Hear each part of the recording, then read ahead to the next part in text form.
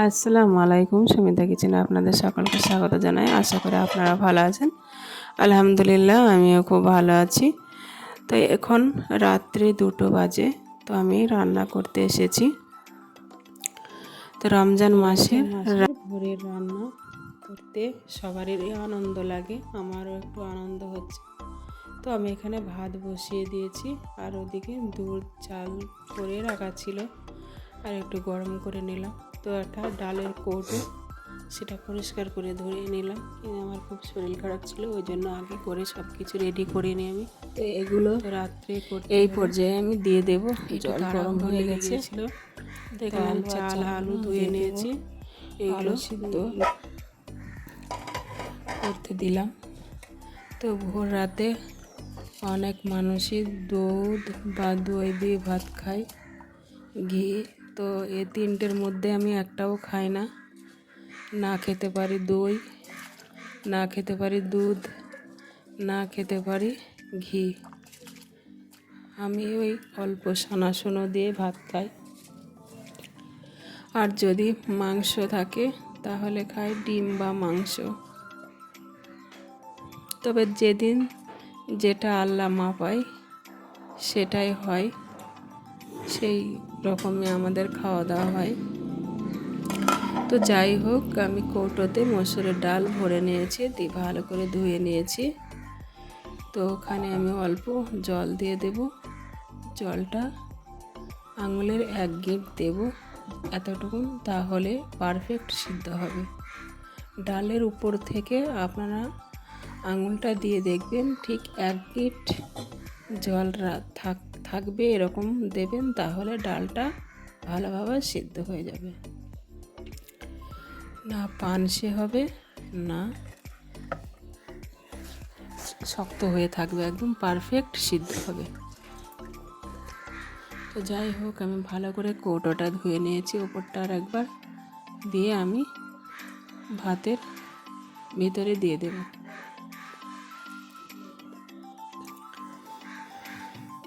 তো আমি এখানে একটা কড়াই বসিয়ে দিয়েছি, আর এখানে আমি পেঁয়াজ কুচি করে নিচ্ছি, রান্না করতে হবে। তো আমি গ্যাস অন করে দিয়েছি, দিয়ে কড়াই বসিয়ে দিয়েছি।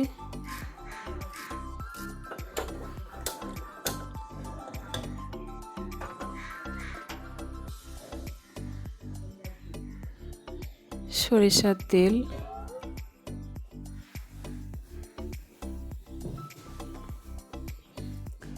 এখানে 3টে কাঁচা লঙ্কা চিড়ে রেখেছি, আর পেঁয়াজ কুচিয়ে রেখেছি। এটা ভালো করে 2 মিনিট ভেজে নেব।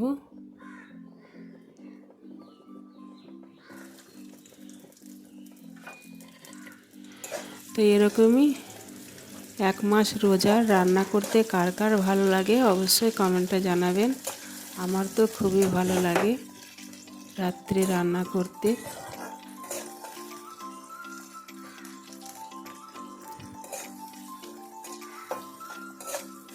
তবে একটাই কি, এক ঘুম মেরে খাবারটা খেতে কারোর ভালো লাগে না। আমার তো বেশি খেতে পারে না।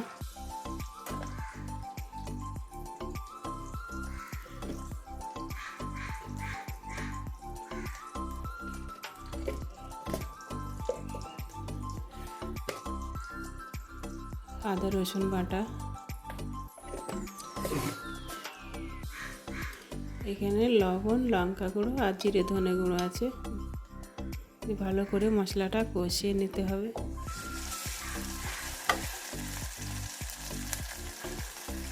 জল দিয়ে দিব।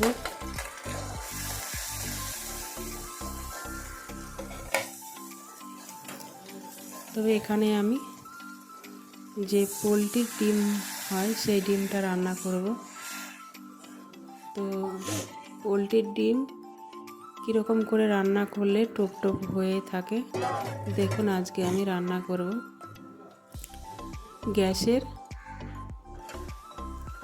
গ্যাসটা আস্তে দিতে হবে, মানে বেশি জোর দেওয়া যাবে না,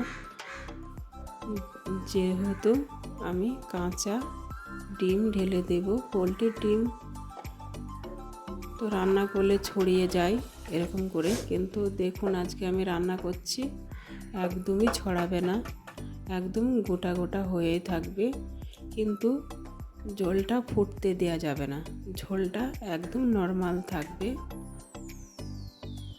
একদম আস্তে দিতে হবে গ্যাসের আঁচটা, তাহলে ডিমগুলো টোপ টোপ হয়ে থাকবে। তবে ডিমগুলো সব একে একে দেওয়ার পরে জোরে জাল দেওয়া যাবে না, আস্তে আস্তে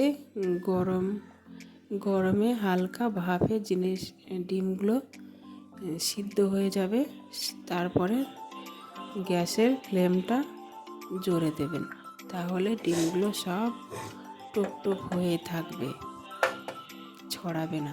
খেতে কিন্তু খুবই ভালো লাগে এরকম করে রান্না করলে।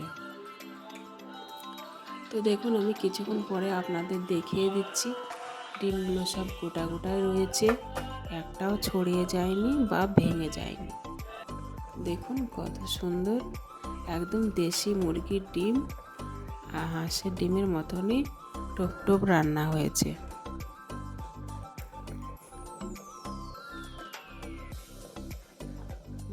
আপনাদের দেখিয়ে দিচ্ছি, 5টা ডিম রান্না করেছি, 5টা ডিমই খুবই সুন্দর রান্না হয়েছে।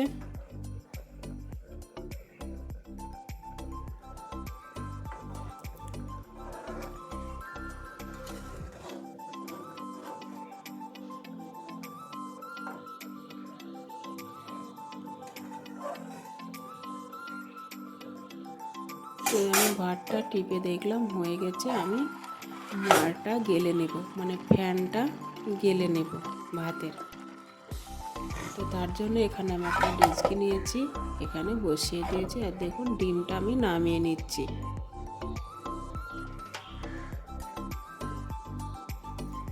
তো আমি ভাতে থেকে আলু আর ডালগুলো বার করে নিয়েছি, দেখুন সিদ্ধ হয়ে গেছে।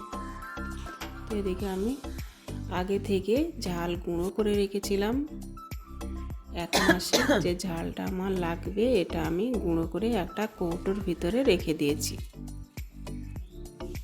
লবণ দিয়ে মেখে নেব। আর তার আগে আমি কিছুক্ষণ জল দিয়ে ভিজিয়ে রেখেছিলাম, যাতে লঙ্কা গুঁড়োটা নরম হয়ে যায়, হাতের সাহায্য টক করে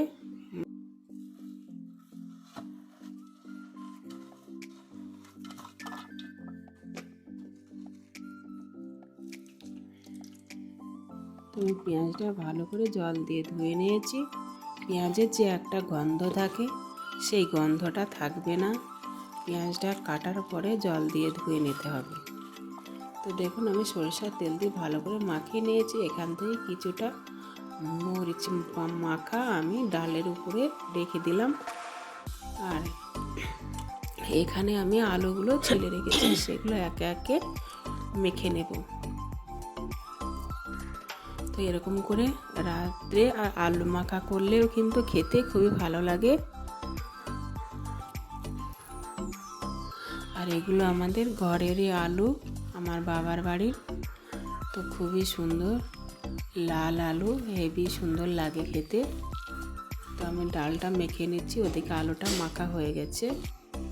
তো সব কিছু রেডি হয়ে গেছে, আমার শাশুড়ি মাকে দিয়ে দিয়েছি। তো আমার শাশুড়ি মা খেতে শুরু করেছে, আমার শ্বশুর মশাইও খাচ্ছে, আর এদিকে আমি খাচ্ছি।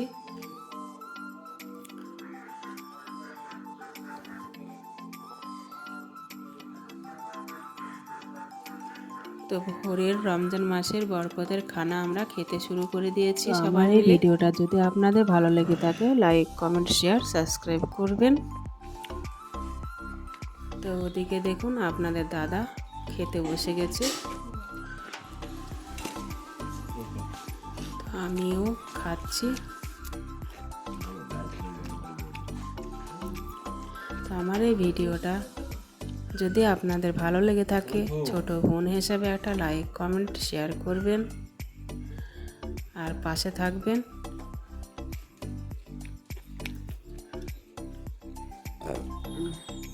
দেখুন সবাই একে একে নিয়ে খেয়ে নিচ্ছে, তো আমিও একটা ডিম নিয়ে নিলাম। তো এবার আমি খেয়ে নেব।